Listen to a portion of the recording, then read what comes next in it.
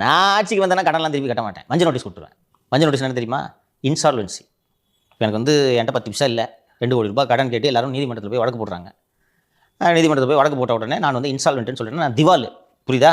நீதிமன்றத்தில் போய் இன்சால்வெண்ட் அப்படின்னு சொன்னேன்னா இவன் திவால், இவன்ட்ட 10 பைசா பேராது அப்படின்னு சொன்னோன்னே இப்போ 2 கோடி ரூபாய் வரணும். என்கிட்ட மொத்த சொத்து 20 லட்சம் இருக்குன்னா நீதிமன்றம் என்ன பண்ணுன்னா, 2 கோடி ரூபாய் வர வேண்டியவங்களுக்கு இந்த 20 லட்சம் இருக்குல்ல, இந்த 20 லட்சத்தை விற்று 2 கோடி ரூபாய் வர வேண்டிய இடத்துல 20 லட்சத்தை கொடுத்து இவனை திவால் இன்சால்வெண்ட்னு அறிவிச்சுடுவாங்க. ஒன்ஸ் இன்சால்வெண்ட்னு அறிவிச்சா தேர்தலில் போட்டியிடறதுக்குலாம் தடை இருக்குது. இப்போ நாட் நார்மல் சிட்டிசன். புரியுதா? அது மாதிரி ஒரு சொன்னார் மேடையில். இப்போ தம்பிகள் கதை தானே. நான் ஆட்சிக்கு வந்தால் மஞ்சள் நோட்டீஸ் கொடுத்தேன், கவர்மெண்ட் எப்படி மஞ்சள் நோட்டீஸ் கொடுக்க முடியும்?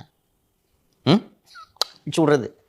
அதுபோல் அடுத்து வேறு ஆட்சி வந்தாலும் இந்த கடனை கட்டித்தான் தீர வேண்டும். நிச்சயமாக கட்டண உயர்வு செய்தே தீர வேண்டிய நெருக்கடி ஏற்படும். கஷ்டம்தான். டாஸ்மாக்ல அந்த லீக்கேஜை அவங்க அதை சரி பண்ண மாட்டேங்கிறாங்க. மாநகராட்சி, மதுரை மாநகராட்சியில் கவர்மெண்ட்டுக்கு போக வேண்டிய அந்த வரியை தனியார் ஆட்கள் எடுத்துகிட்டு போயிடுறாங்க. பார்க்கிங் இப்படி சிறு துளி பெருவெள்ளம் தானே சார். அது மாதிரி மோசமான நீதிமன்றம் எல்லாவற்றையும் விட ரொம்ப முக்கியமான காரணம் என்னன்னா, இன்ஃப்ளேட்டட் காஸ்ட்டில் இந்த பிரிட்ஜ் 1 கிலோமீட்டர் 200 கோடிக்கு போட்டாங்கல்ல, அது இந்த பெரம்பலூர் ஸ்டேஷன்.